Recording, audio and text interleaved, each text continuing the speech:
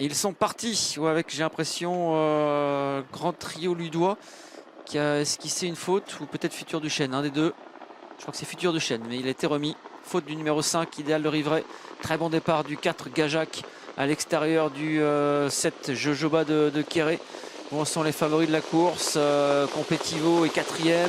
Carnacoud est pour l'instant en 6e position. Ce n'ont pas été les plus rapides. Ils peuvent prendre la tête dans un instant, mais ça n'a pas été les plus rapides du lot. Aux 25 mètres, c'est Yato Dartals qui a pris un excellent départ et qui est dans le dos déjà de Iggy Rock, qui lui n'a pas pris un départ volant. On accélère devant avec le numéro 7, Jojoba de Kéré, qui va prendre tête et corde et relier dans un instant. Et Gajac avec Duna di Girifalco qui vient ensuite. On s'est rangé, j'ai l'impression, avec Competivo qui est ressorti. Competivo, et que va faire Alexis Colette? Il attend peut-être que la bataille se fasse en tête pour venir à son tour dans un instant. Il s'est décalé en tout cas. À un moment, il est venu côté corde et il se redécalé. Il donne un dos à Carnacoud.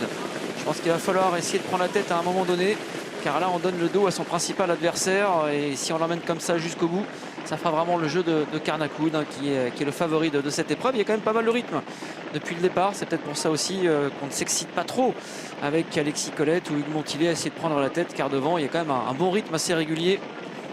Si on prend la tête, il faut faire le moins d'efforts possible, passer devant les tribunes. Et regardez, là, on commence un petit peu à reprendre l'allure. Alexis Colette ne cherche pas forcément à prendre la tête tout de suite. Il va venir en progression. On a quand même beaucoup repris l'allure. Je pense qu'il va pouvoir prendre la tête s'il veut assez facilement. Parce que là, il donne toujours un dos à Carnacoud, alors qu'on est à un tour du but. 2 par 2 pour l'instant. Jojoba de Kéré, Competivo, Carnacoud qui est dans leur dos. Le numéro 4, Gajac, qui est bien placé depuis le départ. À l'instar d'Iggy Rock également, qui a le dos du favori Carnacoud. Et Duna di Girifalco vient plus loin côté corde en compagnie du numéro 3, Grisby de Percy. À l'arrière-garde, on retrouve notamment Henri Carizé en compagnie du Futur Duchesne, du Grand Trio Ludois. Faute à l'arrière du numéro 11, Futur Duchesne. On accélère devant, on accélère fort avec Competivo, mais qui a été contré un temps par le numéro 7, Jojoba de Kéré.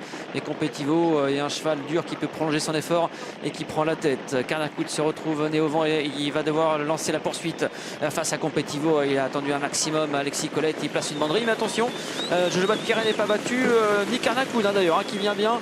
Voilà maintenant Yato Dartals, un super finisseur qui vient en 4e position et qui n'est pas battu non plus. Les favoris vont certainement répondre au présent, alors qu'on voit la faute d'un concurrent, Kingslayer Pellini, je crois, qui était très en 8 faute de ce numéro 9 qui s'approche à l'extérieur. Carnacoud maintenant qui attaque le numéro 2, Competivo en pleine piste. Competivo face à Carnacoud. La lutte est magnifique avec Yato Dartals qui vient maintenant en 3e position attaquer le numéro 7, Jojoba de Kéré. On tente de repartir avec Competivo. Le numéro 8, Carnacoud, qui s'est heurté à Competivo qui repart, mais Yato Dartals s'est lancé maintenant tout à l'extérieur. Competivo qui va certainement appeler le poteau, mais il va arriver et il va s'imposer devant Yato Dartals. Jojoba de Kéré, il s'est bien repris pour être 3e, la 4e place.